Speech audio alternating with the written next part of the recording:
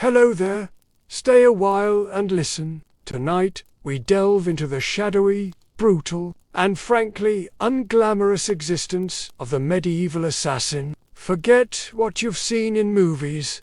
Those figures slinking through moonlit castle halls, changing history with a whispered blade. The reality was far less appealing. Before you get too comfortable, take a moment to consider where you're listening from, and what time it is for you. It's always a quiet joy to imagine our global gathering settling in for a story. Now, dim the lights, perhaps let a gentle hum fill the room, and let's drift into the past together. Let's be clear. No one in medieval times woke up with dreams of becoming an assassin. This wasn't a noble calling. It was the last stop on a road paved with misfortune. Most weren't shadowy masters trained in hidden temples. They were desperate peasants, disgraced soldiers, skilled thieves, or outcasts so far removed from society that their disappearance wouldn't even register in a census. If you had wealth, land, or even a single goat, you were in a position to hire, not to become. But if you were fresh out of a debtor's prison, known for solving problems, and could slip into a tavern unnoticed, congratulations, a coin purse was likely about to slide your way, with a name whispered across the table. And that name wouldn't be Bob the turnip farmer. It would be a corrupt baron, a gold-hoarding bishop, or someone with a dozen bodyguards and a moat. The pay was tempting, the job horrifying, but by the time anyone considered such a path, they had nothing left to lose. No family, no future, and certainly no dental plan. Forget job perks. No pension, no glory, no evenings off. You couldn't exactly advertise your services. You had to stay silent, move swiftly, and never, ever tell a soul what you did for a living, especially not loudly over ale at the inn, claiming to be a traveling carpet seller with dye stains. So, no one aspired to this life. They arrived there because the world had chewed them up and spat them out, clad in a hood and clutching a rusty dagger. You weren't a hero, not even a villain. You were a footnote that made people nervous, and you likely wouldn't live long enough to enjoy the coin. Let's shatter the first myth. Medieval assassins did untrain in candlelit monasteries with wise mentors and soothing flute music. There were no montages, no teachers, no pep talks. Any training came from sheer survival in your first few attempts. Most were desperate amateurs with a decent sense of direction and the ability to climb quietly without sneezing. Military experience might teach you how to hold a knife, but escaping afterwards with your kidneys intact, that was skill, or more often, pure luck. No manuals, no guild meetings, no safety brief. You didn't learn how to spot a body double or where nobles hid their bedroom exits. You figured it out while dangling from a windowsill, wondering if you'd just stumbled into the servants' quarters again. Poison was a matter of trial and error, with a heavy emphasis on error. Sometimes it worked, sometimes your target just got mildly dizzy and more suspicious of their soup. Sometimes you drank the wrong cup. There was no medieval poison control hotline, just hope, herbal guesswork, and a strong stomach. If you were incredibly lucky, you might pick up some tips from thieves or mercenaries. Perhaps an older assassin would show you how to walk silently on cobblestones. But mentoring was rare and fleeting, because assassins don't retire, they disappear. Weapons, training, forget it. You carried a stolen dagger, maybe a garrote, if you were feeling fancy, and whatever else fit under your cloak without jingling. You weren't a shadowy martial arts master. You were a person with calloused hands, quiet footsteps, and a profoundly unhealthy relationship with alleyways. Success wasn't about training, it was about survival. You learnt to kill quickly, sloppily, then vanish before anyone could sketch your face and nail it to a church door. Your education was brutal, practical, and offered no graduation ceremonies, just bruises, bloodstains, and the chilling realization that you were utterly alone. If you were incredibly lucky, you might pick up some tips from thieves or mercenaries. Perhaps an older assassin would show you how to walk silently on cobblestones, but mentoring was rare and fleeting, because assassins don't retire, they disappear. Weapons, training, forget it. You carried a stolen dagger, maybe a garrote, if you were feeling fancy, and whatever else fit under your cloak without jingling. You weren't a shadowy martial arts master. You were a person with calloused hands, quiet footsteps, and a profoundly unhealthy relationship with alleyways. Success wasn't about training, it was about survival. You learned to kill quickly, sloppily, then vanish before anyone could sketch your face and nail it to a church door. Your education was brutal, practical, and offered no graduation ceremonies. Just bruises, bloodstains, and the chilling realization that you were utterly alone. And yet, despite the grim reality, I find myself drawn to these forgotten corners of history. Sometimes, when the world outside feels too loud, I remember these tales of desperation and survival. If you've been enjoying this quiet journey, a subscribe would mean the world to me. It's how we keep these stories alive, reaching others who might find comfort in the shadows of the past. Now, let's talk about the driving force behind becoming an assassin. Coin, cold, heavy, jingling, deliciously spendable coin. The promise of it lured you in, but the reality was, you were paid in lies. When someone hired an assassin, they didn't want a long-term relationship. They wanted a one-time service, no paperwork, and ideally, no witnesses including you. They might offer a pouch of silver, half up front, half upon completion, if they were feeling generous. But job done was code for after we verify you didn't mess it up, or make us look bad, or leave a trail, or survive long enough to tell anyone about it. So you'd do the deed, sneak through shadows, risk your life, perhaps kill a baron in his sleep. Not pretty, not poetic. And when you returned, the client had fled, or worse, they'd tried to kill you. A knife to the gut was cheaper than a bonus. Even if you did get paid, it was never enough for the risk, the blood, or the 3 days spent hiding in a haystack with fleas and moral regret. You'd get a handful of coins, a curt nod, and a reminder you were never here. A chilling fun fact: some contracts were fake, political traps. You'd be told to assassinate someone dangerous, only to find a decoy with waiting guards. Congratulations, you'd walked into a sting operation with your name already carved on the gallows. And even if the deal was real, you couldn't exactly go to court and file a complaint. Your Honor, I'd like to sue Lord Edmund for breach of assassin contract. The only court you'd see was the one where you were the exhibit. So you learned to take what you could, demand upfront payment, and trust absolutely no one. Not even the greasy scribe who swore this job would change your life. It did, mostly by shortening it. Being an assassin meant living on broken promises and vanishing before they broke you. So, you've taken the job, you've been lied to about the pay, and you're probably going to die. Now, let's talk gear.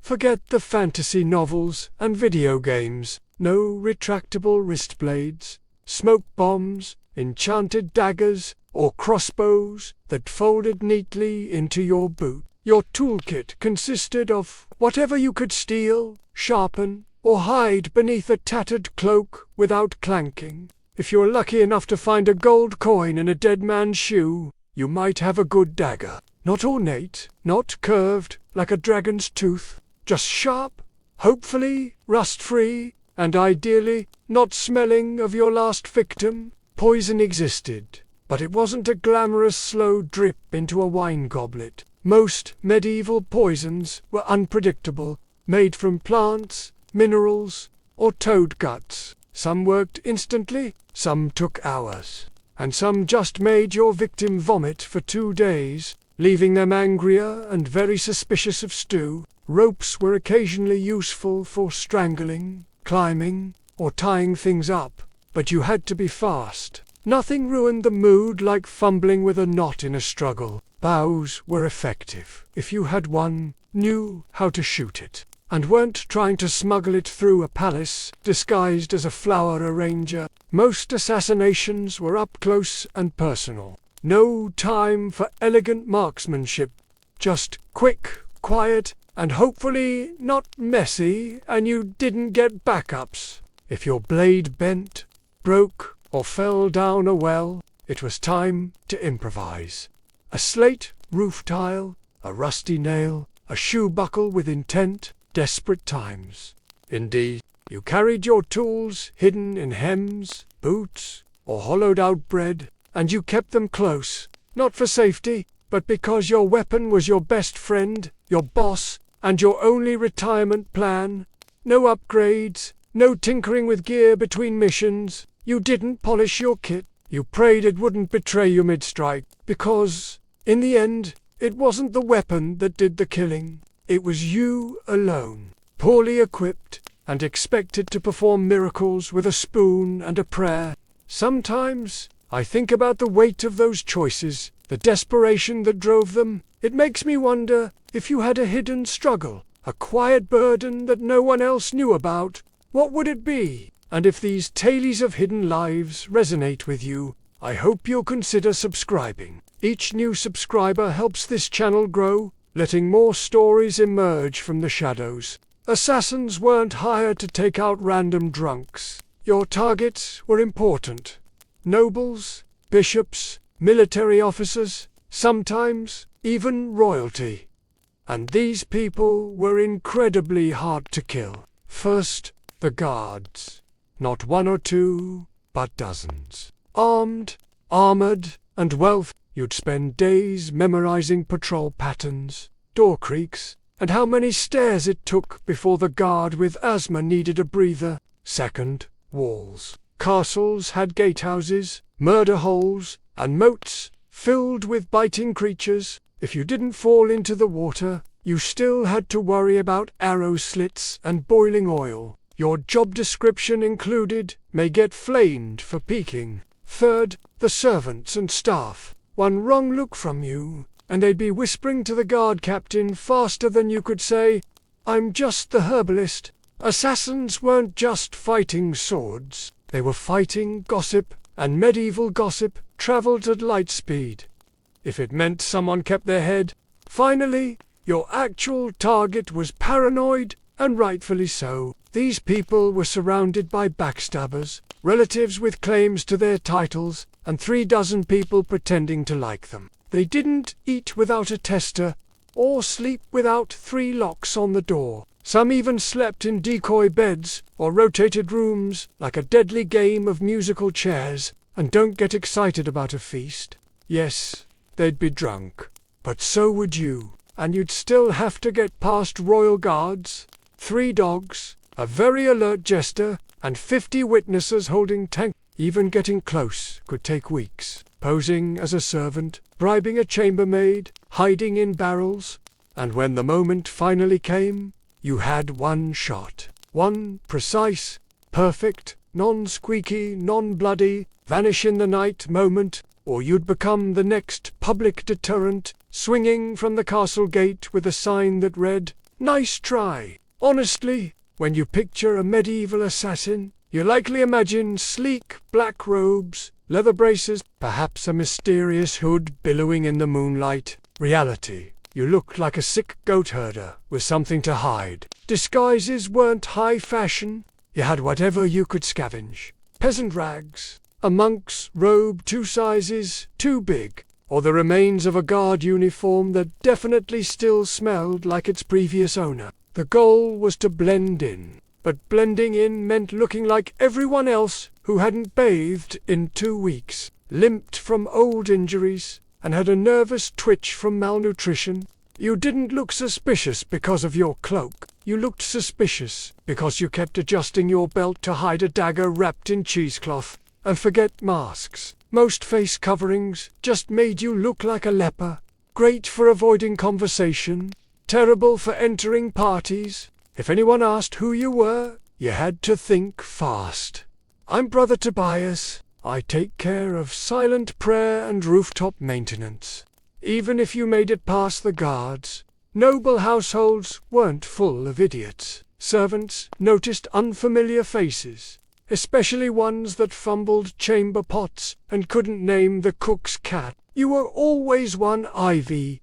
Never seen you before, away from being clubbed with a candlestick. If your disguise worked, you then had to stay in character for hours, pretending not to notice all the very stab-worthy people wandering by.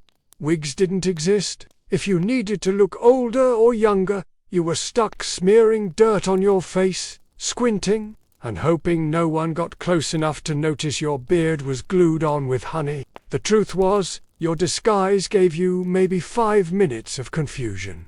After that, you had to be gone, invisible, or very, very convincing. And if anyone saw through it, well, no one wanted to be the assassin caught in the bishopess' laundry room wearing a nuness habit and holding a sword. Especially not on a feast day. In medieval times, if you were an assassin, you had no team, no sidekick with a crossbow, no clever alchemist in a secret lair, or no handler giving you coded scrolls and warm encouragement. You had you, a rusty dagger, and crippling trust issues, no guild you could count on. Whispers of a brotherhood of assassins were mostly tavern talk, fueled by mead and boredom. You were more likely to meet a ghost than another professional killer who wanted to network. Why the isolation? Because the fewer people who knew you existed, the longer you lived. Every contact was a risk, every loose tongue a potential noose. Even your client might not know your real name, and if they did, you were already planning your exit. Companionship was laughable. Friends asked questions, lovers noticed bruises, bloodstains, and why you always slept with a blade under the pillow. You couldn't settle down, couldn't afford to. One mistake, one person recognizing you in a market, and your whole life turned into a sprint for the nearest sewer grate. Even fellow criminals kept their distance.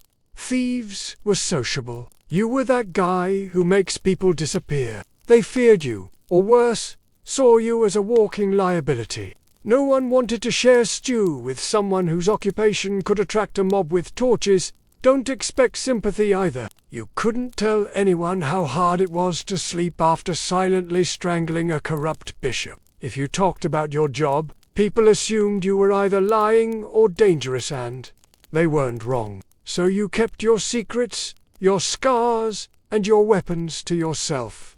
At inns, you sat in the darkest corner, back to the wall, eyes always scanning the door. You never drank too much, never stayed more than a night. You didn't say your name unless someone paid you first, and even then, it probably wasn't your real one. Being a medieval assassin meant perfecting the art of vanishing, not just in a crowd, but from every life you never got to have. It makes me grateful for the quiet corners of the world, like this one we share here, to be able to speak freely, to connect with so many of you from all walks of life. It's a rare and precious thing. If you found solace in these stories, please consider joining our quiet community by subscribing. It truly allows me to keep these whispers from the past alive. Let's say you took the job. You planned your route. You bribed the right doorman. You disguised yourself as a very convincing chimney sweep. And then you froze. Maybe the target turned unexpectedly. Maybe they were with their child. Maybe you got the shakes at the worst possible moment, and your knife hand trembled like a terrified squirrel. Guess what? You're now dead, because failure for a medieval assassin wasn't a slap on the wrist or a bad performance review. It was a public, painful, and wildly theatrical death, often involving ropes, fire, wheels, or sharp iron devices with names like the Bone Cracker's Delight. Missing the kill meant blowing the whole operation. Your target lived and immediately told everyone that someone tried to murder them. Suddenly, you weren't a shadow. You were a wanted man with a detailed description and probably a crude sketch tacked to every tavern wall within 30 miles. And those guards you once snuck past, now they're motivated. Sometimes, it wasn't even your target you had to worry about. It was your client.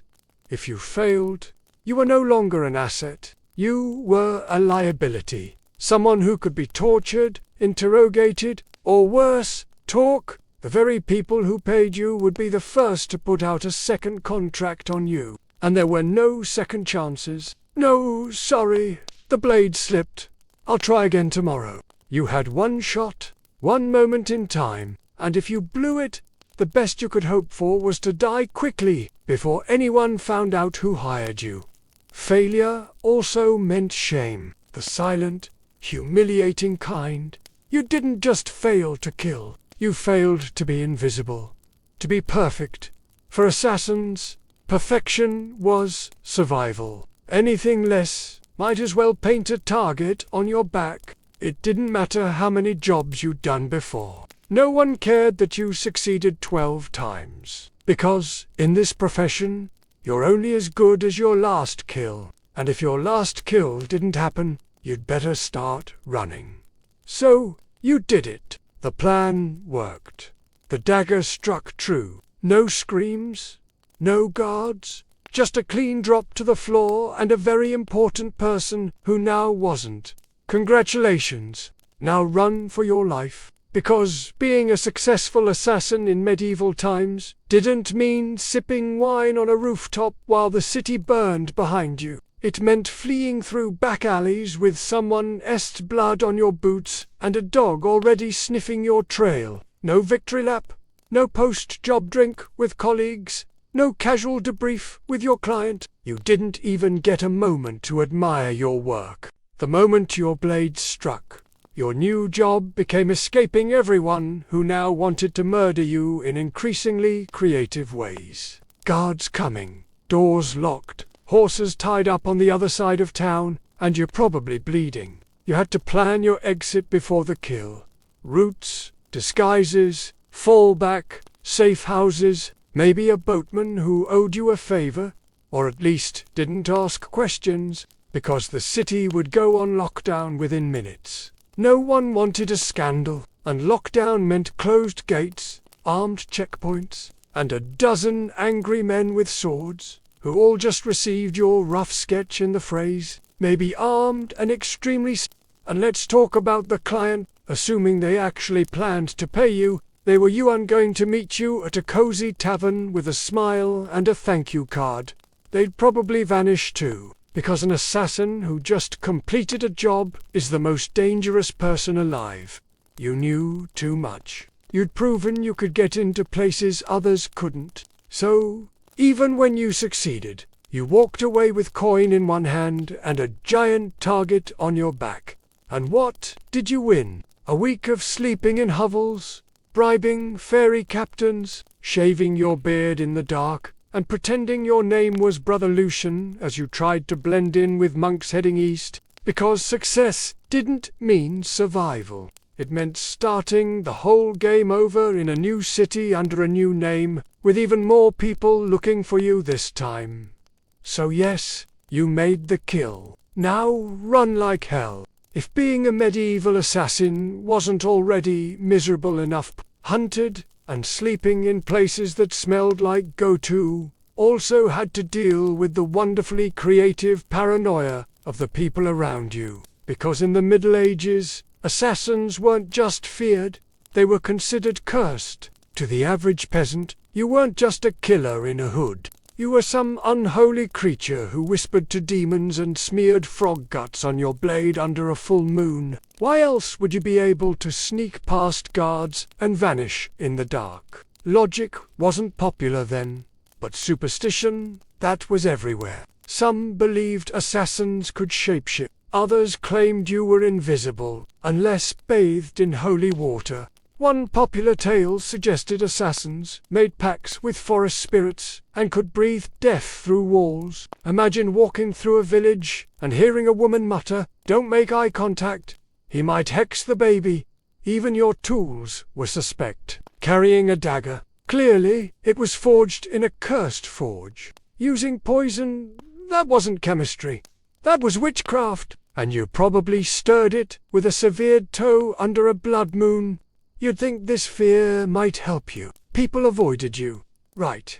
But the reality was worse. Superstitious mobs don't hesitate. They don't ask questions. They throw stones, set fires, and shout things like, "Burn him before he calls lightning." Your reputation made people overreact. The second someone died unexpectedly, illness, accident, choking on a chicken bone, someone would whisper, "Maybe it was a shadow man. Maybe it was him." You could be hunted just for existing in the same village as a suspicious death.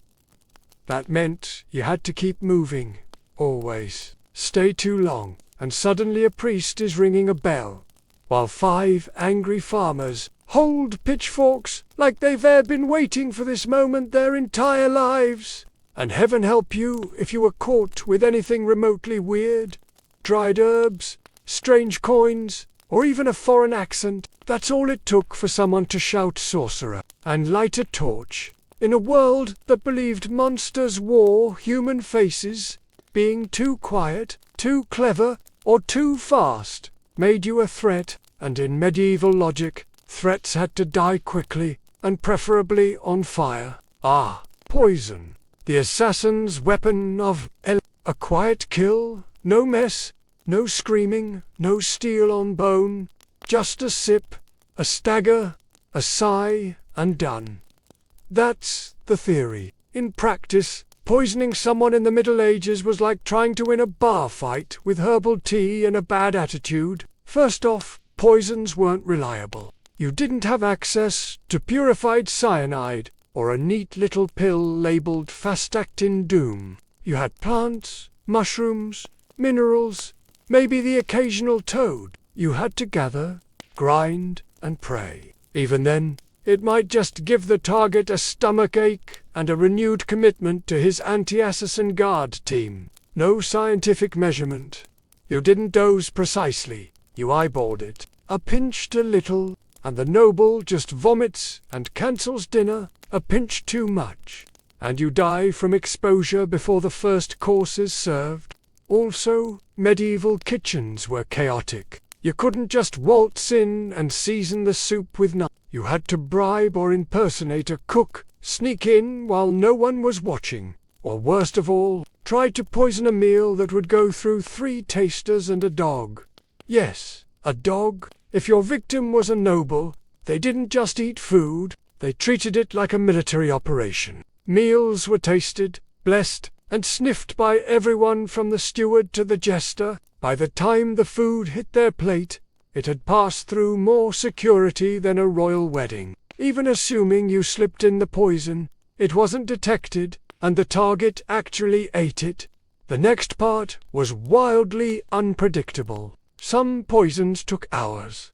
Some took days. 1 minute your mark is laughing at a joke, the next he's clutching his stomach and demanding to see his astrologer, and if they survived, guess who they'd blame? Not the cook, not the taster, you, the quiet man with the herbal knowledge and twitchy eyes.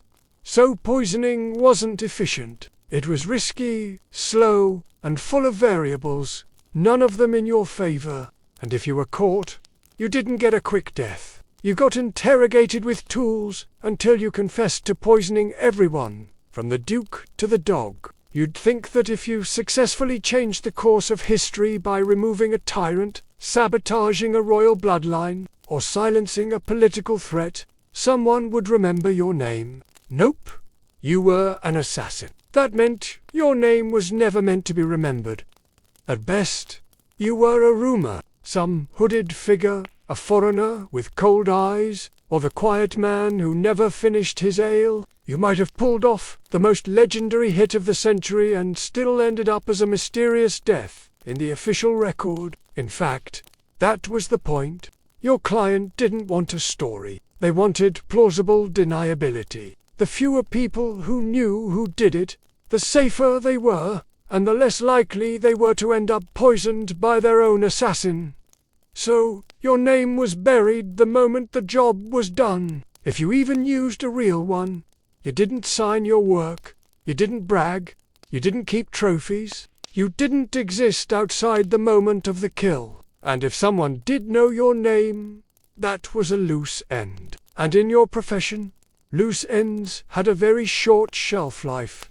Forget about honor. No medals for silence. No stone monuments for the man who stopped a war with one dagger in the night. If a noble wanted a statue, they commissioned one for themselves. You got a wooden box, an unmarked grave, or if things went really badly, a head on a spike labeled traitor. Sometimes your name was known only so it could be cursed. You'd become a whispered warning. Don't cross the king. Remember what happened to Lord Ulrich?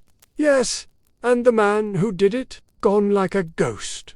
That was your legacy. Not fame, not fear, just absence. You weren't supposed to leave a mark. You were supposed to vanish. And if you stuck around long enough to be known, that was a fatal mistake. Because in the medieval world, heroes got remembered, assassins got erased. So, you survived. You got the job done. You even managed to get paid. A miracle in itself. Now, all you have to do is lay low. Keep your head down, and trust that your client will honor the deal and protect your identity. Wrong.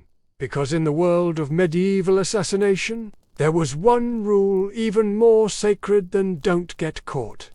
Never trust anyone, especially the person paying you. Your client, be they a noble, a merchant, or a bishop with ambition and very loose morals, didn't hire you out of respect. They hired you because they needed something awful done, and you were the sharpest tool in the shadows. Once the job was complete, you became a liability.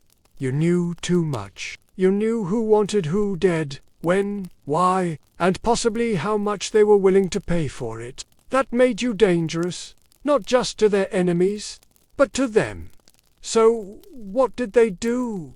They ghosted you. They denied they ever met you. Or worse, they sent someone else after you to clean up, to tie off the contract with something sharper than ink. There were even cases where clients doubled, hiring one assassin to do the job and another to kill the first one immediately after.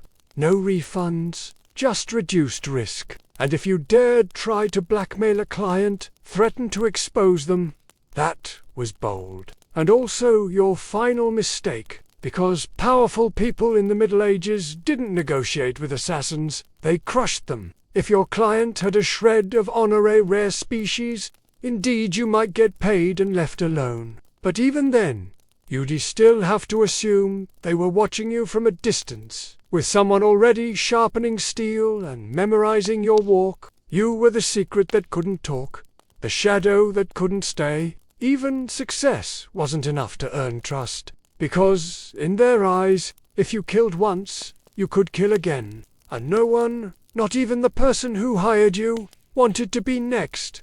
Let's say somehow you beat the odds. You survived the kills, the lies, the poisonings, the betrayals. You outlived your enemies, your employers, and probably your own sense of morality. Now what?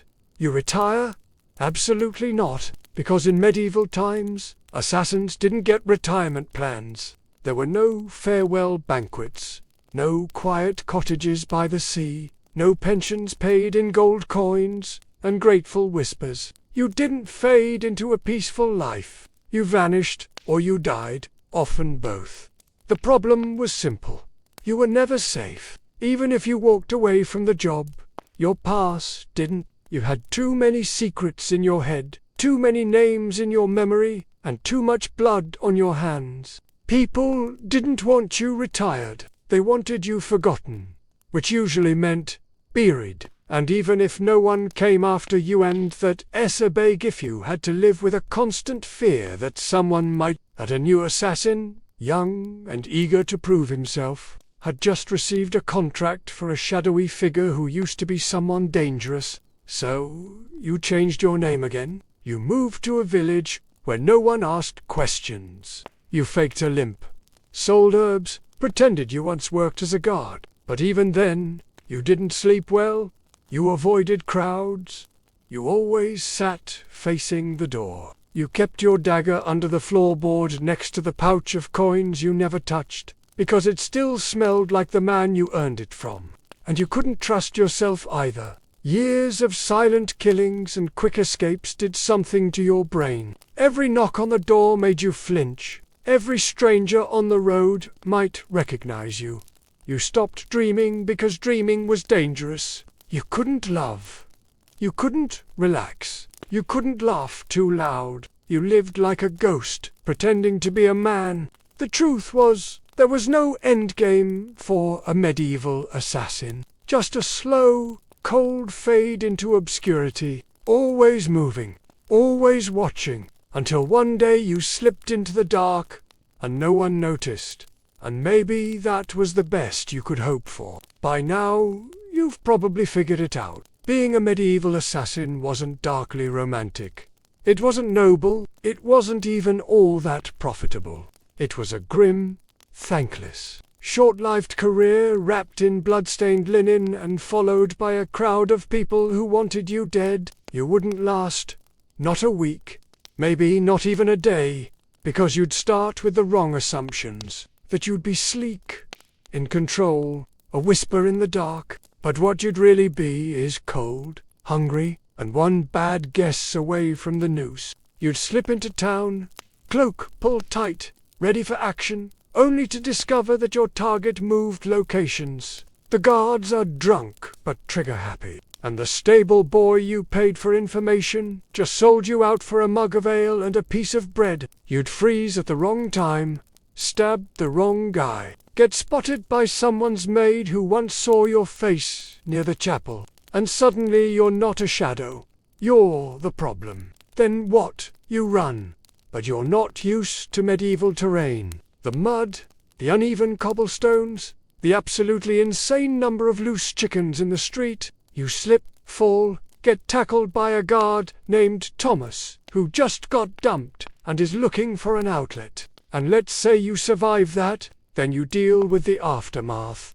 No allies, no honor, and no future. Just whispers, suspicion, and the growing realization that even if you succeed, the best you can hope for is to die old and alone, hiding behind a false name in a village that still believes in fairies. So no, you wouldn't last. And frankly, you shouldn't try. Because the assassin's life wasn't cool. It was a cruel machine that chewed people up and spat out nothing but shadows. It offered power without peace and purpose, without a place in the world. You didn't make history. You erased yourself from it, and the only thing waiting for you at the end was silence. A silence no one would question, because no one even remembered you were there in the first place. Before she was the feared queen of Macedonia, Olympias was known as Myrtle, a Molossian princess from the rugged tribal lands of Ypres. Her people claimed descent from Achilles himself.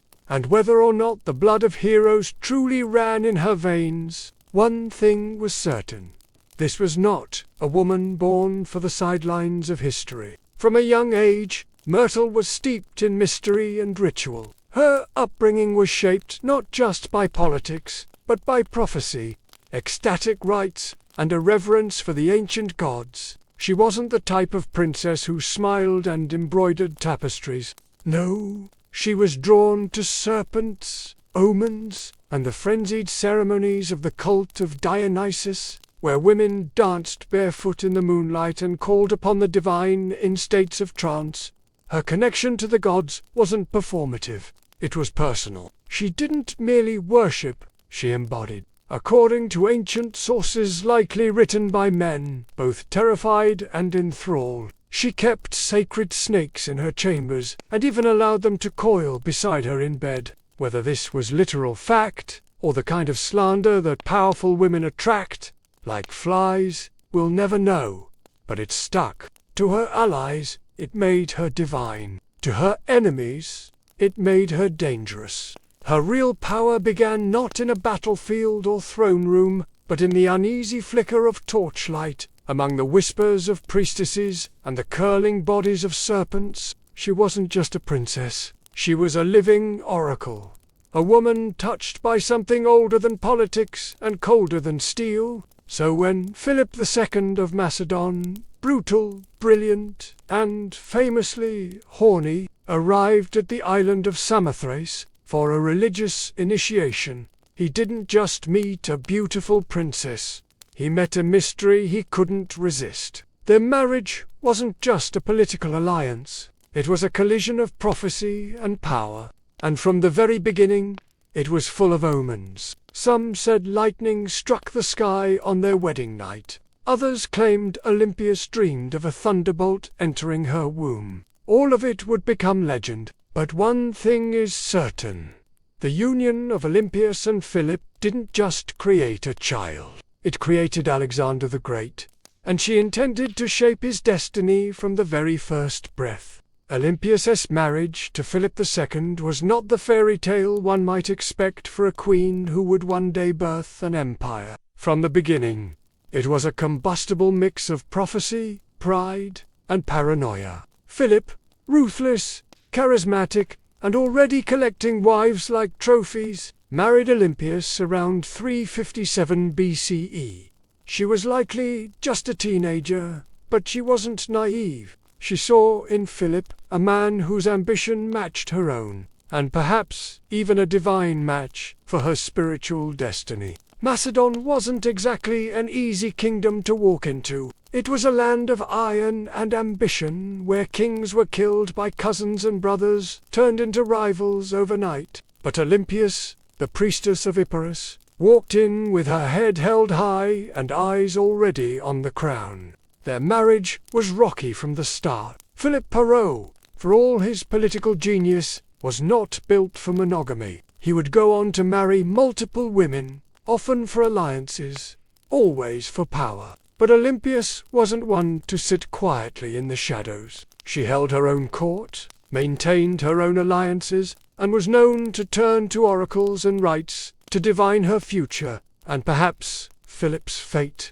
Then came the birth of Alexander. Even that was wrapped in celestial drama. Legends say Olympias dreamed that a thunderbolt struck her womb, and that flames danced around her child without burning him. Philip reportedly had a vision of sealing his wife's womb with a lion. Yes, a literal lion. Whether they believed these visions or invented them, they certainly acted as if Alexander was destined to rule not just a kingdom, but the world. But even as the child was celebrated, cracks in the royal marriage deepened. Olympias resented Philip's other wives, especially his Macedonian bride, Cleopatra Eurydice, whom he married later in life. This was more than a domestic issue. It was a threat. Cleopatra was Macedonian-born, and any son she bore would be purer in the eyes of the local nobility. A direct threat to Alexander's future. Olympias saw it clearly. The palace wasn't just a home, it was a battlefield, and she would use every snake, dream, ritual, and whisper she had to make sure her son wasn't just remembered, but crowned. She was no longer Myrtle. She was Olympias now, and no one would take her son's throne without facing her wrath. By the time Alexander was a teenager, the Macedonian palace in Pella had become a war zone of veiled insults, political maneuvering, and bitter rivalries.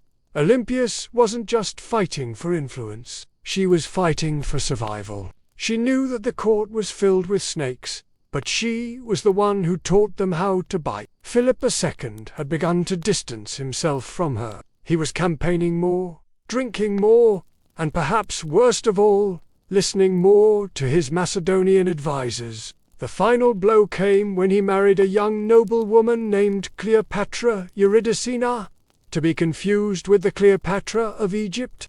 This Cleopatra was Macedonian-born, and her uncle Attalus was one of Philip's top generals. To Olympias, it wasn't just betrayal, it was a declaration of war. The marriage ceremony was a disaster. At the feast, Attalus drunkenly mocked Olympias and Alexander, calling into question the legitimacy of Alexander's birth. Was he really Philip's son, or was he the child of a god?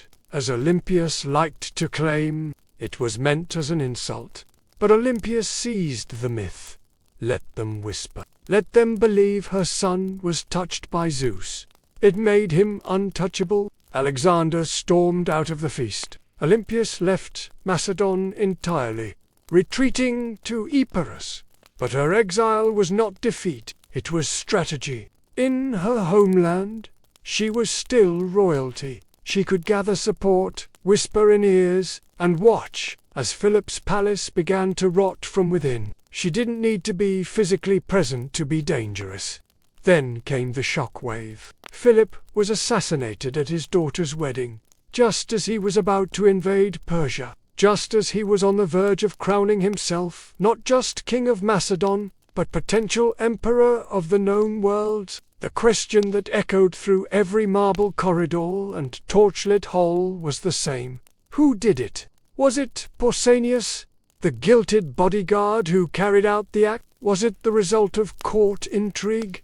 Was it Alexander himself? Or, whisper it softly, was it Olympias? No one could prove it. No one dared, but many believed it. After all, within days, Cleopatra Eurydice and her newborn child were dead, murdered, some say, by Olympias herself. The serpent had returned to the palace, and now nothing stood between her son and the throne. With Philip dead and Macedon in mourning or confusion, Olympias made her move. While others scrambled to understand the chaos, she acted swiftly, brutally, decisively. First, Cleopatra Eurydice, the young Macedonian queen and rival wife, was eliminated. According to chilling accounts, Olympias didn't just have her killed. She made her death symbolic, public, humiliating. Some say Cleopatra was forced to hang herself after watching her infant daughter be murdered. Others claim Olympias had the child thrown onto a funeral pyre. What's agreed upon is this: no mercy was shown. Olympias understood what many mothers in ancient courts refused to accept. In a royal palace, mercy is a liability. A rival child, no matter how small, is a future war, and Olympias was done playing defense. With Cleopatra and her bloodline at rest, she could turn her attention to securing Alexander's throne. Her teenage son, bold, brilliant, already trained by Aristotle, was declared king without serious opposition. But don't be fooled. It wasn't just his charisma or his father's legacy that made it possible. It was Olymp. She knew which generals to threaten, which nobles to flatter, and which enemies to quietly remove. She wasn't just protecting her son's rise, she was engineering it. Alexander himself didn't always approve. He reportedly disapproved of the violence against Cleopatra's family. But he also did unstop it because deep down he knew what Olympias had always known. Power demands blood, and in Macedon, bloodlines were both a blessing and a curse. With her son now king, Olympias began to recede slightly from public life. But this was no retirement. She simply shifted from open strikes to whispered influence. As Alexander prepared to launch his conquest of Persia, she remained behind, not as a passive queen mother, but as the spiritual guardian of his destiny. She sent him sacred relics, consulted orators, and performed rituals on his behalf. To Olympias, her son's mission wasn't just military, it was divine. Alexander wasn't going to war.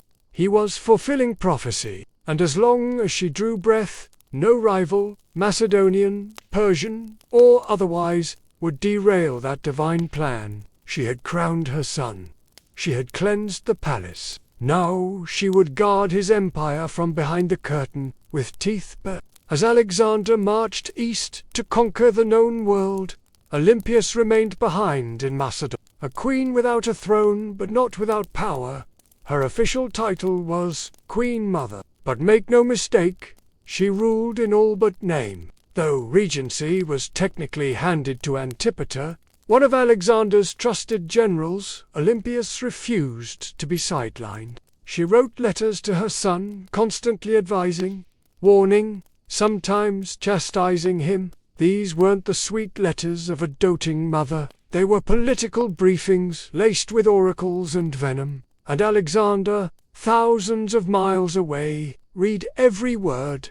She reminded him who his true enemies were. She questioned the loyalty of his companions. She criticized his fascination with Persian customs, his choice of wives, and his flirtation with calling himself a god. No one else dared say these things to him. But Olympias was never afraid to speak as a mother or a priestess of divine will. Back in Macedon, Antipater grew increasingly resentful. Olympias undermined him at every turn. She used her status, her religious authority, and her family ties to stir opposition against him. She had influence in Epirus, in Thessaly, and among the aristocracy. She could spread rumors like wildfire, and with Olympias, a whisper could be deadlier than a sword.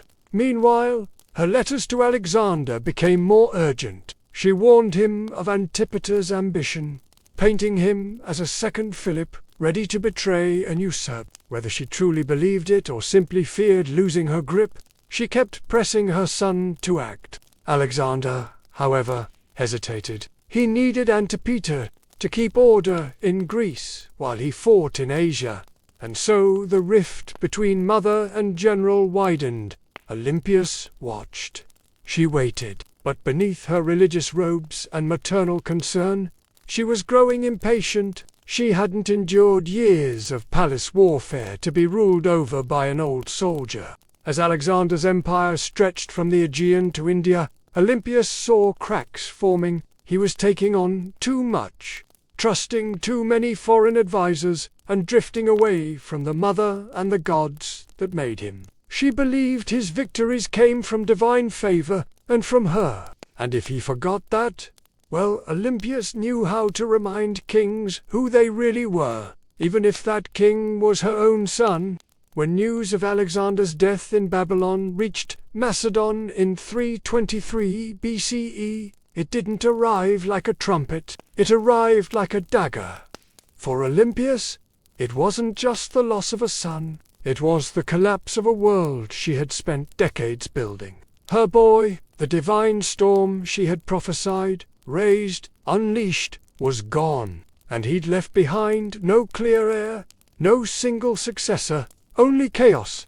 The mighty empire he carved out was already fracturing. Generals, his so-called successors, were already dividing it up like jackals around a corpse. Antipater still held power in Macedon and Greece, and he had no love for Olympia. Worse, her daughter Cleopatra, Alexander's sister, was being courted by rival generals for marriage, each one hoping to use her bloodline as a claim to the throne.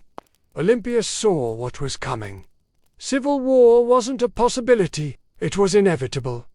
And once again, she would have to act. But she no longer had Alexander. What she had instead was his bloodline, his young son, Alexander IV, born to Roxana. The Bactrian Princess Alexander had married. Roxana, still in Macedon, was vulnerable. The boy was even more so. Olympias recognized that the infant was now the last true piece of her son's legacy, and that made him a target, but it also made him a weapon. She allied herself with Roxana and the boy, determined to protect them and use the child's birthright to stake her own claim in the political battlefield. But the tide was turning. The generals who once bowed to Alexander had no interest in kneeling to his widow or his mother. They had armies now, ambitions, and grudges. Olympias didn't flinch. She'd faced snakes, traitors, and kings. A few warlords with crowns and stolen spears wouldn't scare her. So, she waited. She watched as Antipater died and was replaced by his son, Cassander, a man with ice in his veins and no tolerance for the old queen's games. It was only a matter of time before these two forces collided. The serpent, mother of Alexander, and the cold-eyed usurper who wanted her buried. Alexander was gone, but his shadow was still moving, and Olympias was still coiled within it, ready to strike. Years after Alexander's death, while his empire crumbled into civil war, Olympias made her most audacious move yet. She returned to Macedon, not as a grieving mother, but as a political force of divine fury. The regency had been splintered. Cassander, the son of her old enemy Antipater, was seizing power, and along with young Alexander IV, was effectively imprisoned. Olympias saw the writing on the wall. If she did not act now, her grandson would vanish like a shadow at dusk. So she made a deal with Polyperchon, an aging general who still held a flicker of legitimate authority. Olympias would return, not to plead, but to rule. With Polyperchon's backing, she entered Macedon at the head of an army, and the moment her feet touched home soil, everything changed. Towns opened their gates, soldiers defected to her side, even some of her old enemies hesitated. Olympias, despite her age, was still a name that shook the ground. Then came her vengeance. One by one, she hunted down the loyalists of Cassander, and when she finally caught Philip III, Aridius Alexander's mentally impaired half-brother and puppet king, she ordered his execution. According to some sources, his wife, Eurydice, was captured and given the opportunity to kill herself. When she refused, Olympias had her It was brutality veiled in royal protocol, and Olympias, ever theatrical, staged the scene like a goddess delivering justice. Her message was clear. Only the bloodline of Alexander had the right to rule. Everyone else was a pretender. For a brief, burning moment, Olympias held the kingdom in her grip. She had restored the dynasty. She had avenged betrayals. She had reminded Macedon what royal power looked like when wielded by a woman with nothing left to lose. But power in Macedon was like fire in dry grass, and Cassander was still out there, calculating, biding his time. He returned with a vengeance. His army outnumbered hers, his resources deeper, his cruelty colder. Her allies began to abandon her. Polyperchon lost influence. The tide turned. Olympias, now isolated in the fortress of Pydna, watched as her enemies closed in. She had lit the match, Macedon had burned, and now the smoke was thick, and her enemies were at the gates. Olympias, once the most feared woman in the ancient world, now found herself besieged in the coastal fortress of Pydna, alone, cut off, surrounded by the army of Cassander, who had come to finish what his father had started. But Olympias didn't beg, she didn't plead. For nearly a year, she endured the siege like a statue carved from divine wrath. Food ran short, disease crept in, allies vanished. Yet within the fortress walls, she maintained the same unshakable presence that had once shaken kings. To the very end, she carried herself not as a prisoner, but as the mother of a god. Cassander, ever cautious, hesitated. He knew killing Olympias was dangerous. Even now, she carried a myth around her like armor. She was still the mother of Alexander the Great. To strike her down might seem like blasphemy. So, he offered her safety. Surrender, he said, and her life would be spared. Olympias knew better. She had seen too many royal promises turned to ash. Still, hunger was no longer just a discomfort. It was death. Her garrison broke. Her followers surrendered, and Olympias, unbending until the very end, was finally handed over to her enemies. Cassander didn't kill her himself. That would have been too simple and too merciful. Instead, he turned her over to the families of those she had executed during her brief return to power. Let them decide her fate. They condemned her to death. But here's the catch. When the executioners came, no one dared strike the first blow. Olympias stood tall. Regal, silent eyes, fixed on them like an oracle staring through smoke. These were Macedonians. They had grown up hearing of her rituals, her visions, her snakes. They had once cheered her son as a living god, and now here she stood, a frail old woman cloaked in myth, and not a single man had the courage to swing the sword. So Cassandra sent others, foreigners, outsiders, people who had no memory of her power, only orders to follow. And thus, Olympias was finally struck down, not with ceremony, not with dignity, but with silence. Her death marked the end of Alexander's bloodline in any meaningful power, and with it, the final ember of an empire founded on divine ambition was snuffed out. But even in death, Olympias left behind a shadow, and history would never forget the Serpent Queen. Olympias died not on a throne, but in the dust, unarmed, abandoned, and executed by the very people she once ruled. But history is strange. It does not always favor the ones who die in silk sheets.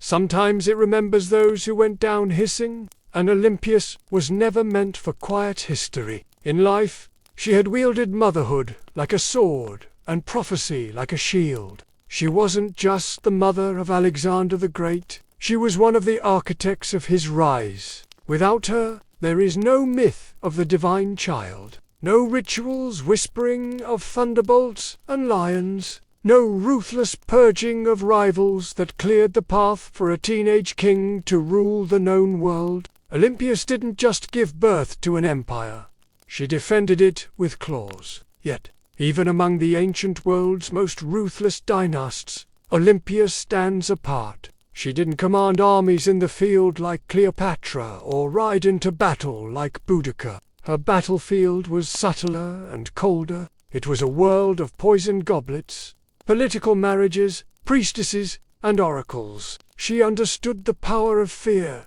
and even more importantly, she understood the power of belief. She made people believe her son was divine, and she may have believed it herself. Her enemies branded her a murderer, a witch, a manipulator, and they weren't wrong.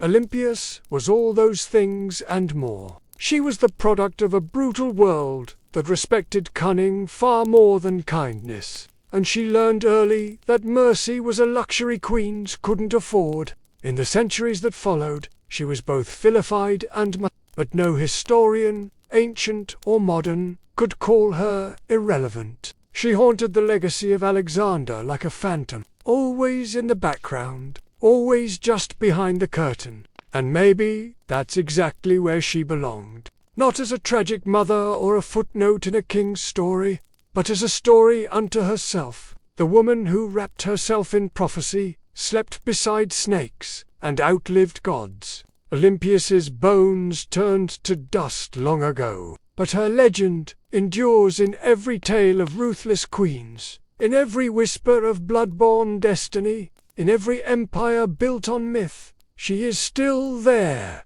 coiled in the dark, waiting. It's humbling to realize that even in the most brutal chapters of history, there are stories of resilience and power that linger. If you've found yourself drawn into the depths of these ancient tales, I'd be honored if you'd join our little corner of the internet. A simple subscribe helps bring more of these forgotten echoes to light, keeping their whispers alive for future nights. On the sun-bleached island of Crete, just a few miles south of the modern city of Heraklion, lies a ruin that feels more like a dream than a real place. Stone corridors, snake in all directions. Rooms, twists, and double back. Staircases lead nowhere. It's easy to lose your sense of direction, even today. This place is Knossos, the heart of Minoan civilization and the supposed inspiration for one of the most enduring myths in human history.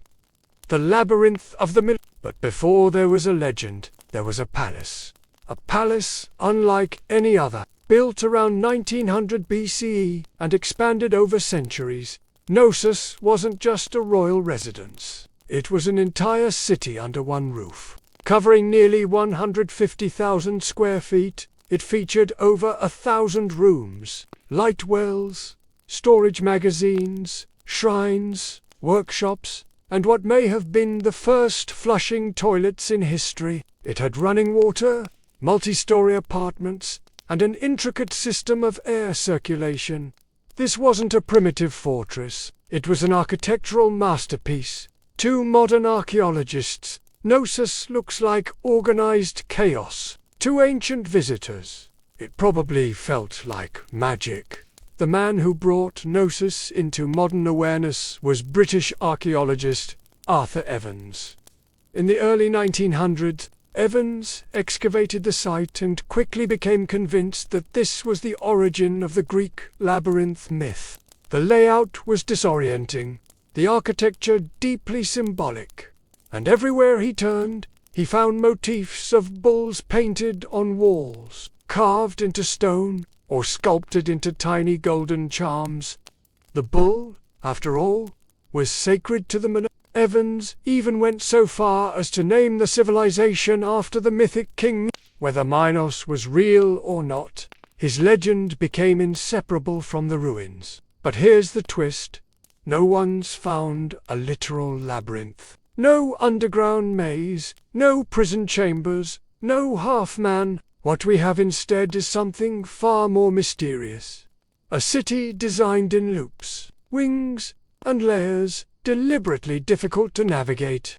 And the deeper you go, the more the lines between history and mythology blur. So the question remains.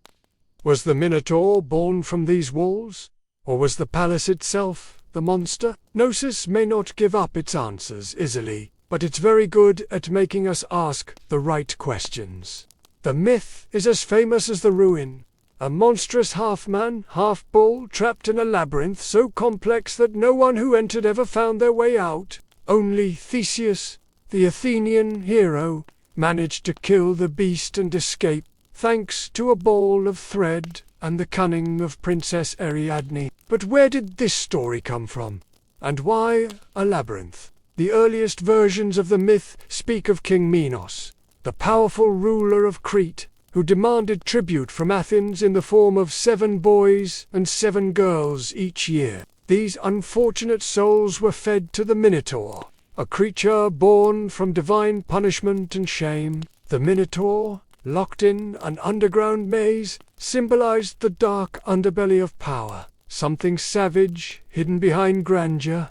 To ancient Greeks, Crete had long been a land of wealth, mystery, and fear. Its seafaring people, the Minoans, were seen as both elegant and alien. Their rituals involved bull-leaping, their artwork depicted strange gods, and their palaces were unlike anything on the mainland. To a visiting Greek from 1000 BCE, Knossos might have felt like another world. The bull itself was sacred in Minoan culture. Frescoes show young men and women vaulting over charging bulls in ritual displays. Horns of consecration, stylized bull horns, appear on rooftops and altars. Combine this with a palace that feels like a maze, and the ingredients for a legend begin to stir. But what if the Minotaur wasn't just a monster?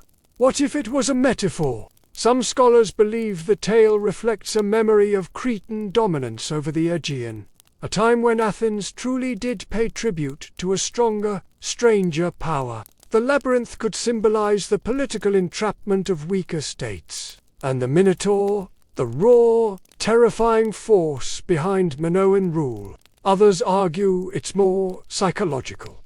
The labyrinth as the unconscious mind, the Minotaur as our hidden urges, and Theseus, the hero walking bravely into the darkness, guided only by the thread of memory. Still, the myth remains tangled with Knossos. The palace is the closest thing we've ever found to a real labyrinth.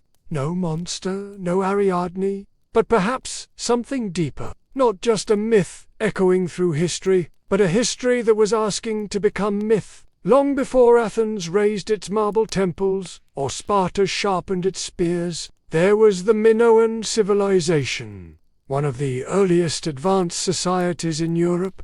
They ruled not through conquest, but through trade, art, and what seems like an almost supernatural command of architecture. At the heart of their power stood Knossos. A palace wasn't just a seat of royalty, it was a hub of culture, ritual, and economy. The Minoans flourished from around 2600 to 1400 BC. Based on Crete, they developed a sprawling trade network that reached Egypt, Mesopotamia, the Levant, and even the distant shores of Spain. Their ships cut through the Mediterranean like silent arrows, carrying pottery, saffron, bronze, and luxury goods. They didn't build vast armies, they built relationships. And that, more than weapons, made them rich. What's most striking about Minoan culture is how different it was from their later Greek successors. Their artwork celebrated nature, animals, and flowing human movement, not war or divine punishment. Frescoes show dancers, dolphins, and athletes vaulting over bowls. Even their goddesses are different. Powerful, bare-breasted figures, often holding snakes, symbols of fertility, transformation, or protection. At the center of it all was Knossos, not a fortress on a hill, but a complex in a fertile valley.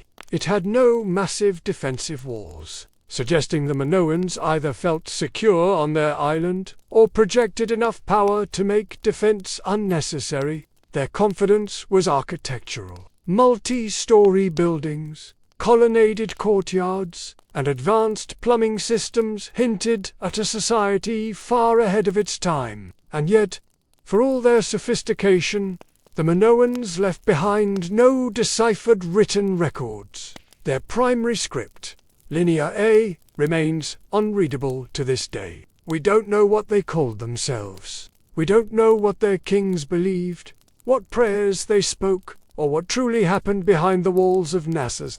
All we have are their ruins, their art, and their influence. Absorbed later by the Mycenaeans, and echoed in Greek myths, the Minoans were not just builders of palaces, they were architects of mystery. And Knossos wasn't merely a building, it was the beating heart of a civilization that shimmered for a moment like sunlight on the Aegean, and then vanished. But some say their echo still wanders the maze. To walk through Knossos is to walk through time. Layered, confusing, beautiful time.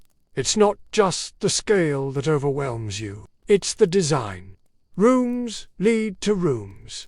Corridors split and vanish. Light wells cut through the heart of the building. Stairs spiral into shadows or emerge suddenly into sunlit courtyards. Nothing moves in a straight line. It's not hard to see why ancient visitors might have whispered labyrinth. Knossos wasn't just a palace, it was a living organism, spanning an estimated 150,000 square feet.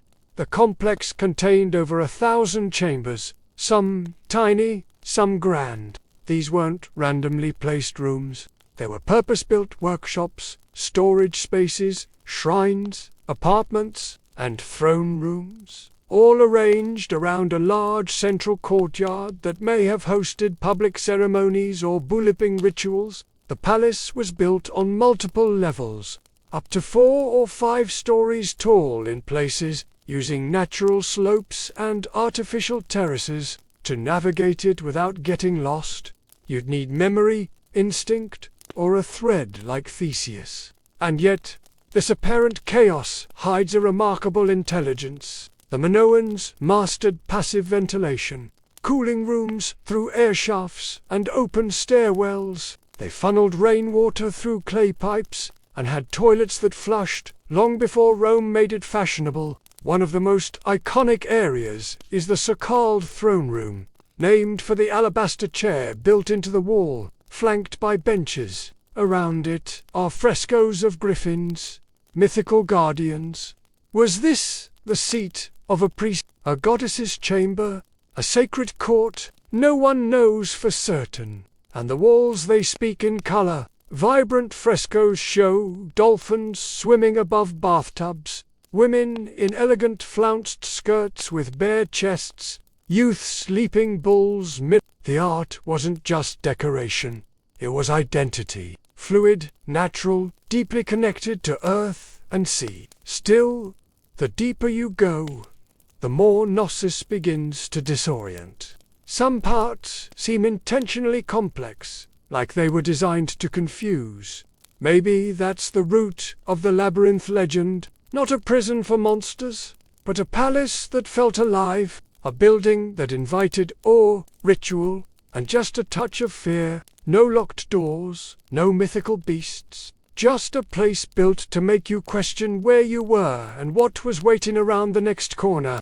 Knossos wasn't just an administrative center or royal residence, it was a place of worship, an architectural expression of the Minoan soul, steeped in ritual, myth, and divine mystery. Unlike later Greek temples, there are no towering columns to Zeus or marble shrines to Athena. Instead, the spiritual world of Knossos is more subtle, woven into the fabric of the building itself. Shrines hide in corners, pillars rise like sacred sentinels, horns, stylized, carved, symbolic appear on rooftops and altars. Everywhere you look, the bull motif dominates, suggesting a powerful connection between worship, the natural world, and this revered animal.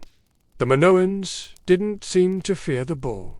They celebrated it. The famous bull-leaping fresco in Knossos isn't just athletic art. It may depict a religious rite. Young men and women vaulting over a charging bull, locked in a dance of danger and grace. It wasn't sport, it was sacred theater, possibly an offering to the gods, or a symbolic triumph over chaos. Then there are the snake goddesses discovered in storerooms beneath the palace. The snake goddess figurines are among the most iconic Minoan artifacts. Bare-breasted, arms raised, with serpents coiled in their hands or around their bodies, these figures radiate power. They are not submissive idols. They are guardians of the household, fertility, and perhaps life itself. To the Minoans, snakes symbolized renewal, rebirth, and mystery. Creatures of both earth and underworld. The rooms where these objects were found hint at household shrines or ritual spaces, quiet, sacred corners hidden among the palace's bustling heart. Combined with the frescoes, the horns, the altars, and the labyrinthine corridors, the entire complex begins to feel like a ritual machine, a structure built not just for living, but for connecting with the divine. There is no centralized temple at Knossos, because the palace itself was a temple. Its layout, art, and design were all part of a spiritual worldview where boundaries between sacred and secular didn't exist.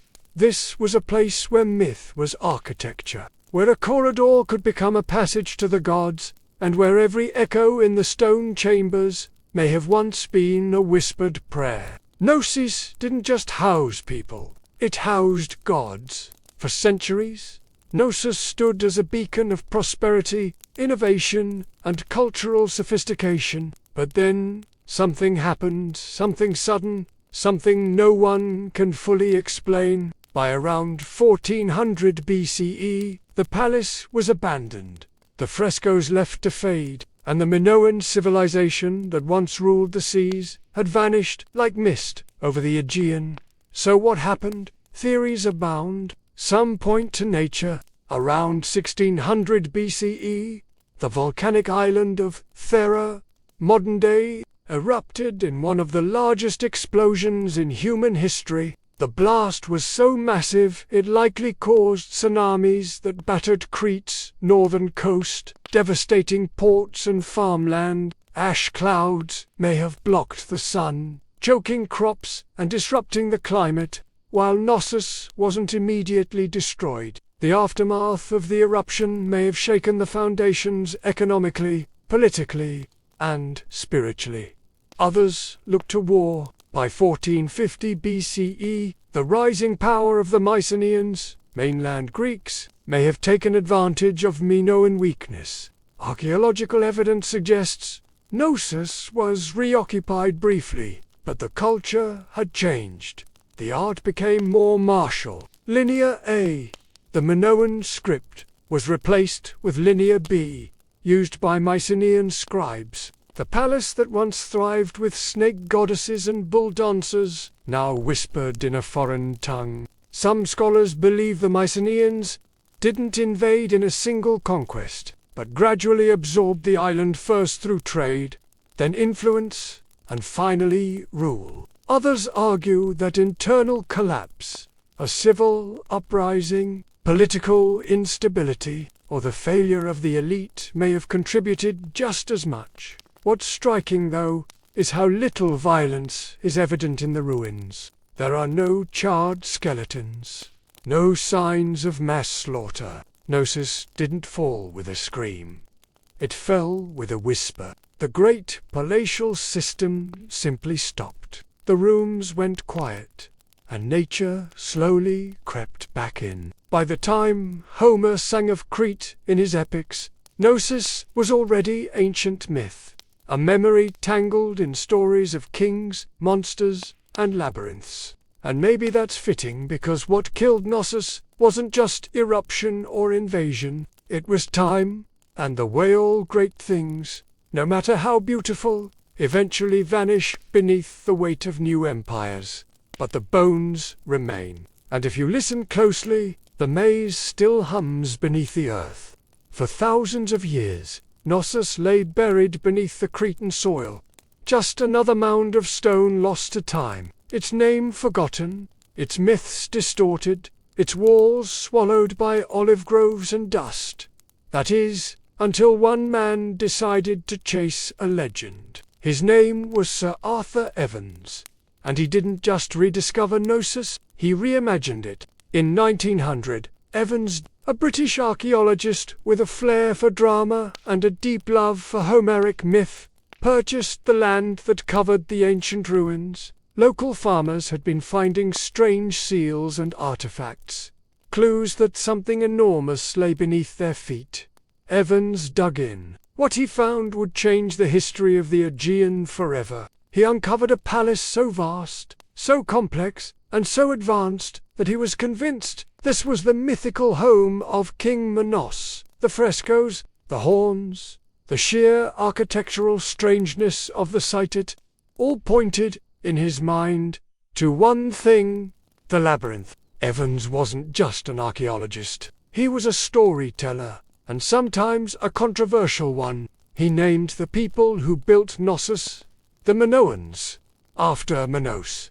He interpreted symbols, reconstructed frescoes, and restored parts of the palace using reinforced concrete, a move that has drawn both praise and criticism. Some call it visionary, others call it vandalism. Because what you see today at Knossos is partly ancient ruin and partly Edwardian imagination. Still, Evans did what no one else had dared. He brought Knossos back to life. He gave Europe a glimpse into a Bronze Age world far older than classical Greece, a civilization of art, mystery, and maritime elegance. He also unearthed the still undeciphered Linear A script, opening new questions about language, literacy, and the limits of our historical understanding. But Evans did more than excavate stone. He resurrected a myth and forced historians to reckon with the fact that behind the legend of the labyrinth was something real, something complex, something very human, a palace that felt like a maze, a civilization that slipped into shadow, and a man who peeled back the earth,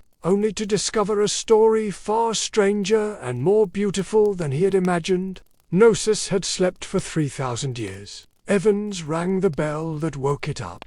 Walk through Knossos, and you're not just walking through architecture, you're walking through a language of symbols. Frescoes, carvings, patterns there everywhere. But the Minoans didn't leave us a Rosetta Stone.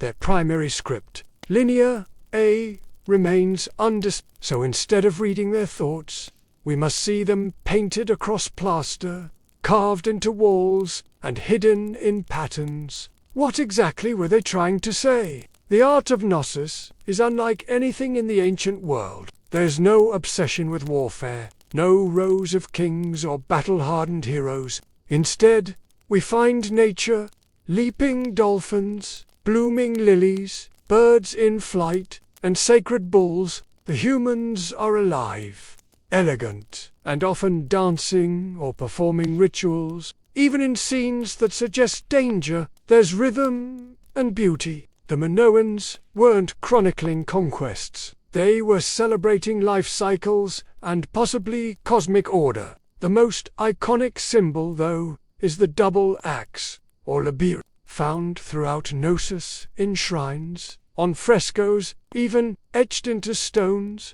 The double axe is believed to be a religious symbol, possibly tied to female divinity or celestial cycles. Some suggest the very word labyrinth might derive from labyrinth, making the labyrinth not a maze at all, but a house of the double axe, a sacred space, not a trap. Then there are the horns of consecration, stylized bull horns placed atop walls and altars. These may have been religious markers separating sacred space from the mundane. Combined with frequent depictions of bulls and bull-leaping rituals, it's clear the animal had deep spiritual significance. Whether it represented nature, fertility, chaos, or a divine presence, no one agrees. But the bull is everywhere. Even the layout of Knossos may have symbolic meaning. Some archaeologists believe it was built not just for function, but to mirror celestial or seasonal patterns. Its winding corridors and nested rooms could represent a journey through life, through death, through the underworld, spiritual maze, not a physical prison, but without a deciphered script. Every theory walks a thin line between insight and imagination. The Minoans spoke in symbols, not stories. And so we're left to interpret. What is Knossos saying? We hear the rhythms, we see the images, but the meaning that remains just out of reach, like a thread unraveling into myth. Knossos is a ruin, yes, but it doesn't feel dead. Walk its corridors today and you'll sense something humming just beneath the surface. Not ghosts, not gods, but echoes of myths, of lives, of questions that refuse to go away. Thousands of years after its fall, Knossos still holds us in its maze. Tourists wander its halls, archaeologists dig for answers, and writers spin new tales inspired by its shadow. The Minotaur may be myth, but the feeling of the labyrinth is real. We don't know who ruled Knossos. We don't know the names of its kings, queens, or priests. We don't know the prayers they whispered or the laws they lived by. But we know they loved beauty. We know they worshipped nature. We know they understood balance between architecture and art, between ritual and reality. And we know they were the first. Before the Parthenon, before Rome, before the Hebrew temples or the Persian palaces, there was a palace that was also a city that was also a temple that may have also been a story, because perhaps that's what the labyrinth really is. Not a prison, not a puzzle, but a narrative carved in stone, a myth in architectural form. The legend of the Minotaur didn't arise from nothing. It came from this place, from the confusion of its corridors, the reverence of its bull rituals, and the awe it inspired in generations who tried to make sense of it. The Greeks turned it into a story. We turned it into archaeology.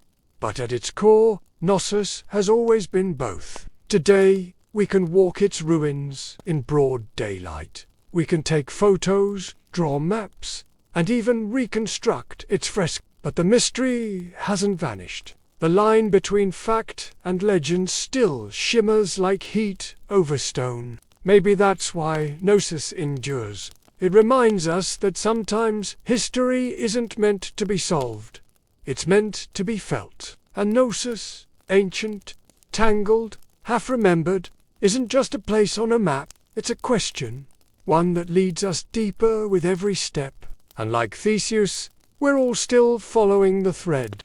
Ancient engineers knew exactly what they were doing. The earliest rams were handheld. Teams of soldiers simply lifted a tree trunk and smashed it against enemy defenses like frenzied lumberjacks. But over time, the battering ram evolved. Engineers realized that mounting the ram inside a wheeled frame, often with a roof to protect the crew from arrows, and boiling oil, turned it from a tool into a weapon of terror. The Assyrians, masters of siege warfare, turned rams into psychological weapons. Their siege towers combined rams with archer platforms, meaning a city's gates were being destroyed while defenders were under constant fire. Relief carvings from Nineveh show rams with pointed iron tips rolling up to the gates of rebellious cities like slow-moving gods of destruction. And it wasn't just the front door they were smashing. Rams were often used to breach weak points in walls, batter down watchtowers, or collapse gatehouses entirely.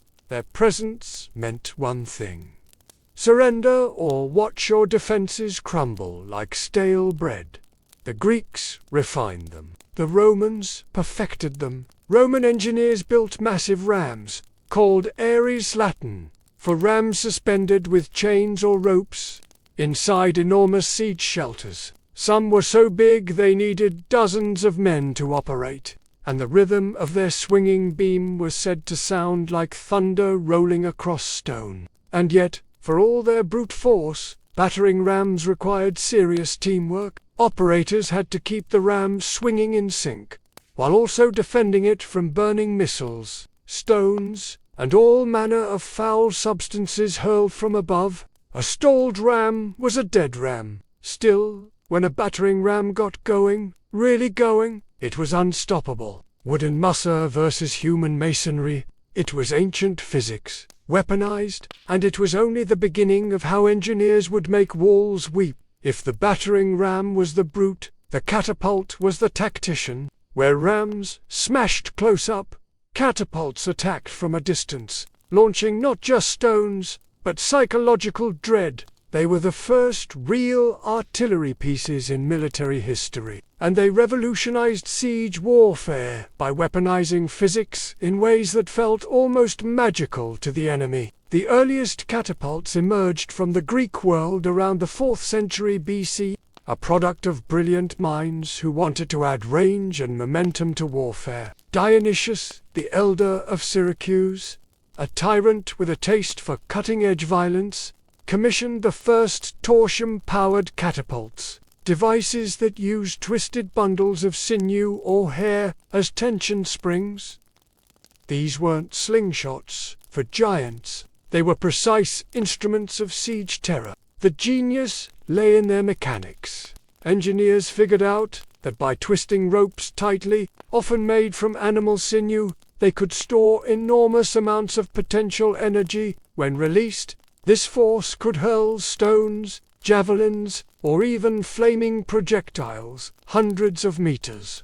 The two main types evolved quickly: the ballista, which launched massive bolts like a giant crossbow, and the stone-throwing catapult, which lobbed boulders over walls or directly at fortifications. Then came the Roman engineers who never met a Greek idea they couldn't improve. They built catapults that could be broken down, packed onto carts, and reassembled on site, portable siege engines for professional armies. Some Roman catapults could fire 60-pound stones at incredible speeds, capable of tearing through wooden gates, battlements, and occasionally unlucky soldiers.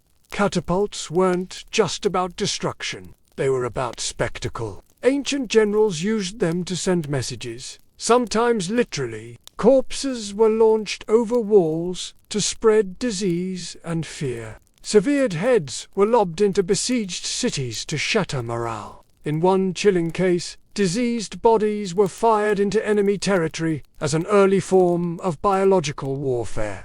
But catapults had their flaws. They were heavy, required skilled crews, and could be rendered useless by bad terrain. Still, when set up properly, they could batter a city into submission from a safe distance. And for the first time in history, cities realized their thick stone walls didn't just need to withstand a ram. They had to survive the skies, because now destruction came flying. If the catapult was clever, the trebuchet was majestic, towering, creaking, and terrifying. It was the undisputed king of medieval siege warfare. When one appeared on the battlefield, it wasn't just a weapon, it was a statement. It said, "Your walls mean nothing." Unlike its tension-powered cousins, the trebuchet relied on gravity. At its core was a simple principle: a long, swinging arm mounted on a sturdy frame with a heavy counterweight on one end and a sling on the other. Raise the weight, let it drop, and the arm would whip around, flinging the sling and its deadly payload in a high arc over enemy defenses. It was controlled destruction, precise, predictable, and devastating. The origin of the trebuchet can be traced back to early traction models used by the Chinese as early as the 4th century BCE, where manpower replaced counterweights. But the counterweight trebuchet, the version that would rewrite siege warfare in Europe and the Islamic world, emerged in the 12th century, possibly through Byzantine or Muslim intermediaries. Once Europe got its hands on the design, it spread like wildfire through castles and crusades. The power was astonishing. A well-built trebuchet could launch 300-pound projectiles over 300 meters. Stones the size of furniture would crash into towers, pulverize walls, or crater enemy morale. But the real magic was in the arc. Unlike catapults, trebuchets could hurl projectiles over walls with finesse. This meant they weren't just smashing defenses. They were hitting courtyards, barracks, and supply depots inside. And it wasn't just stones. Trebuchets hurled everything. Diseased animals, burning pitch, pots of lime to blind defenders, even messages or insults wrapped around rocks.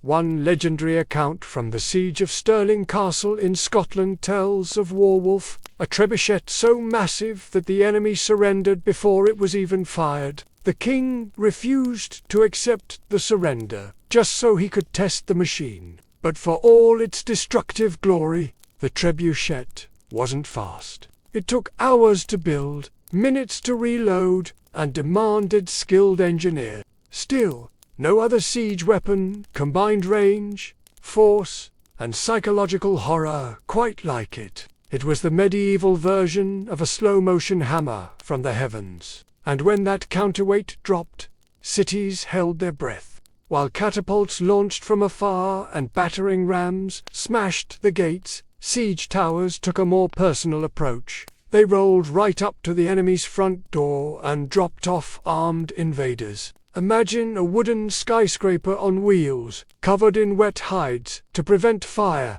bristling with archers and spearmen. That was the siege tower, the ancient equivalent of an armored personnel carrier and a mobile fortress in one. And when one of these started rumbling toward your city walls, you knew that the real fight was about to begin. Siege towers weren't subtle, they were big, bold, and terrifyingly effective when used properly. The Assyrians may have been among the first to deploy them in the 9th century BC, but it was the Greeks, and especially the Hellenistic kingdoms, that took the design to theatrical extremes. During the siege of Rhodes in 305 BC, the Macedonian general Demetrius built a 9-story tower called the Helpless, or ticker of cities. It was over 100 feet tall, equipped with catapults, covered in iron plates, and moved by thousands of soldiers. It also broke under its own weight. But the ambition unmatched. The logic behind siege towers was simple.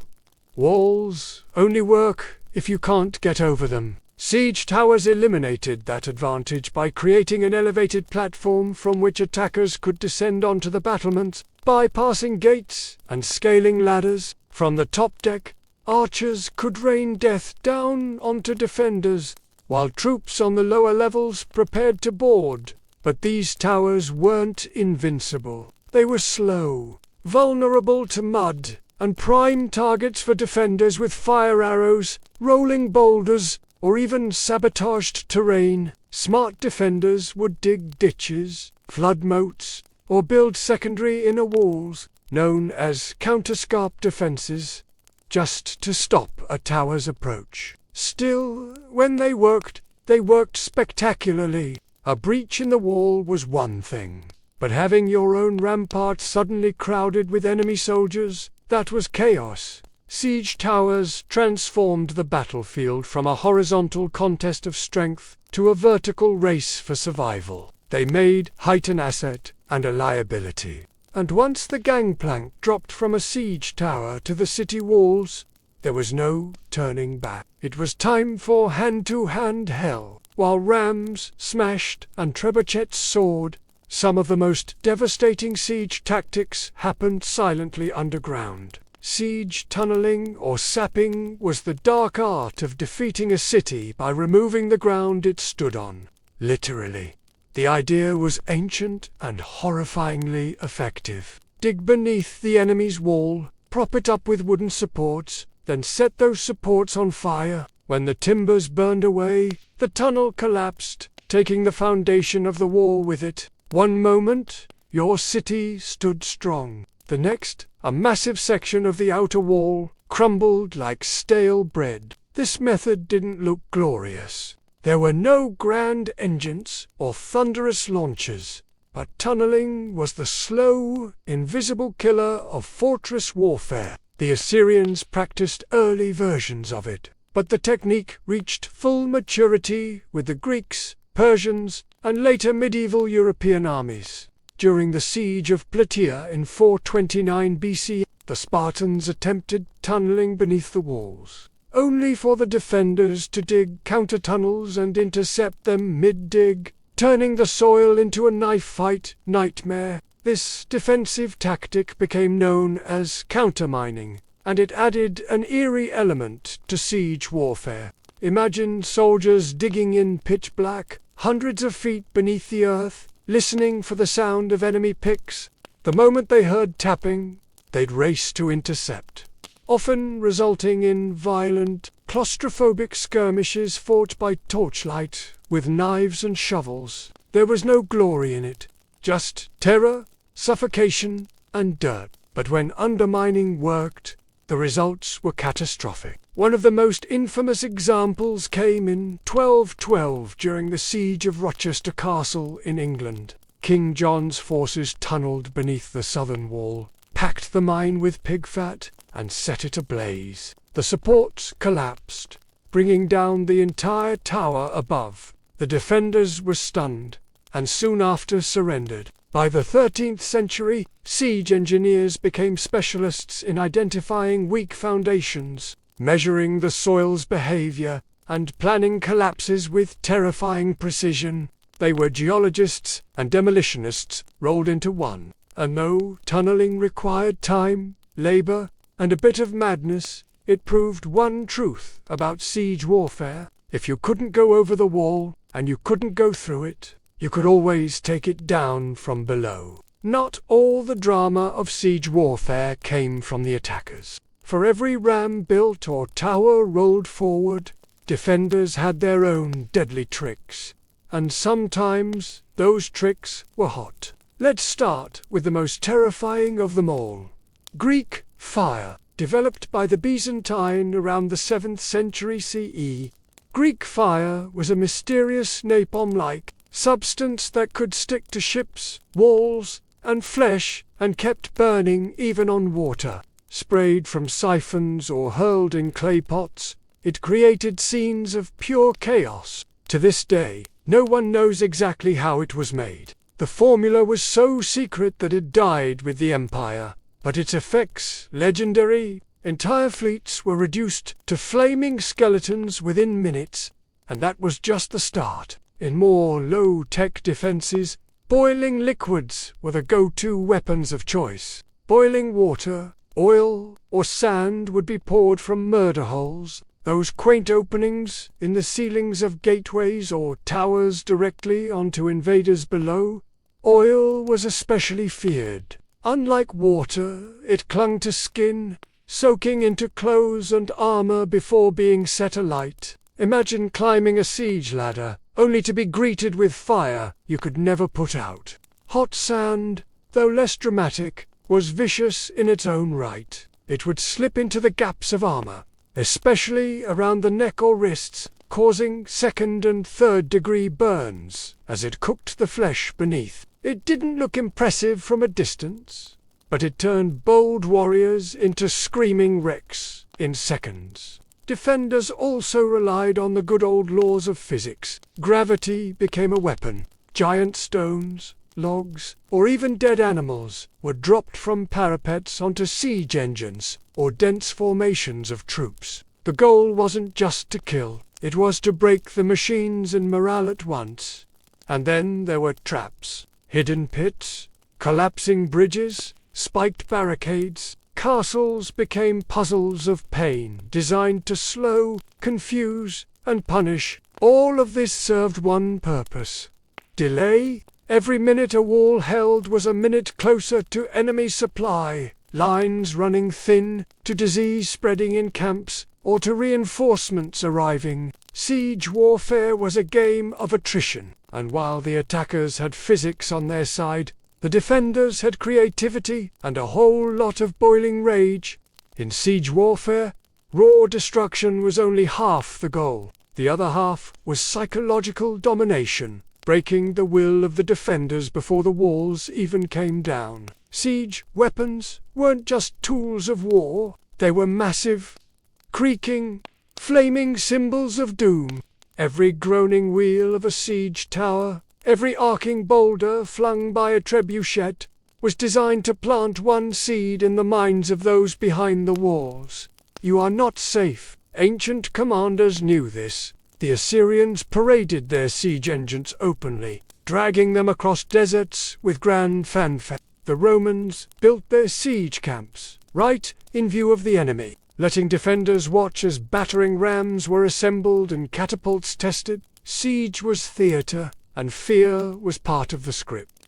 Sometimes the payloads themselves carried a message. Severed heads of messengers or generals would be launched over the walls, often still wearing their armor. At the siege of Constantinople, defenders were bombarded not only with rocks, but with diseased corpses launched to spread panic and plague. During the Mongol siege of Kafir in 1346, it is believed that hurling plague-infected corpses over the walls helped trigger outbreaks of the Black Death in Europe. The trebuchet wasn't just a weapon, it was an announcement. When one of these giants was rolled into place, everyone inside the fortress could hear it before they saw it. The creaking of winches, the grinding of ropes, the heavy thunk of the counterweight, like the heartbeat of an incoming storm. But the most dangerous part, the unknown. You never knew what was coming next. Would it be a rock, a barrel of fire, a rain of arrows, or just silence? Ominous, heavy silence as engineers adjusted their aim. Even the sounds became psychological weapons. The rhythmic thump of a battering ram or the sudden silence before a shot would drive defenders mad with anticipation. For commanders, the goal was to create despair, to convince the enemy that resistance was pointless, that their gods had abandoned them, that their walls were nothing but temporary obstacles in the path of fate. And when that mental dam finally cracked, the gates often opened without a fight, because in siege warfare, sometimes the mind collapsed before the masonry. As gunpowder thundered onto the battlefield in the late medieval era, the age of traditional siege engines came to a slow, splintering end. But their legacy didn't vanish. It evolved. The invention of cannons changed everything. A single well-placed shot from a cannon could do in seconds what a trebuchet took hours to achieve. Stone walls, once considered impenetrable, became liabilities. By the 15th century, the great castles of Europe were crumbling, not from undermining or fire, but from iron balls crashing through their parapets. Siege warfare had entered its next phase, explosive, brutal, and deafening. And yet, the principles laid down by ancient siege engineers never disappeared. Modern artillery still owes a debt to the catapult and trebuchet. Every ballistic missile and long-range howitzer is just a high-tech descendant of the same question. How do you break what's meant to be unbreakable from a distance? Physics, trajectory, tension, and force, all discovered, tested, and perfected centuries before gunpowder ever entered the story. Even military psychology today, shock and awe, overwhelming firepower, visible dominance, has its roots in ancient siege tactics. Those towering siege engines, rolling forward with flags, snapping in the wind were the original shock, and they weren't just about breaching a wall, they were about breaking the spirit of a city. You can still see their legacy etched into the ruins of ancient cities. At Ada, where Roman siege ramps still scar the desert, at Constantinople, where layers of walls stood for 1,000 years against every machine imaginable, until cannon fire finally brought them down at castles across Europe, where round towers and angled bastions tell the story of a world constantly redesigning itself to survive the next siege. And today, even in a world of drones and satellite-guided missiles, siege warfare hasn't vanished, it's just gone digital. Cities are still surrounded. Defenders are still isolated. Walls are now firewalls, blockades, or even media blackouts, but the soul of a siege remains the same. Someone wants in, someone wants to keep them out, and both are willing to wait, build, and break to win. The battering rams are gone. The trebuchets are museum pieces. But the spirit of siege warfare, it's as alive and as destructive as ever. And as these stories of ancient power, forgotten cities, and relentless ingenuity fade into the quiet of the night, I find myself thinking about all of you. It's a privilege to share these whispers from history with such a curious and kind audience. If these tales have brought you a moment of peace, or sparked a flicker of wonder, please consider subscribing. It's how we ensure that the sleepy wizard can keep weaving these narratives for many more nights to come.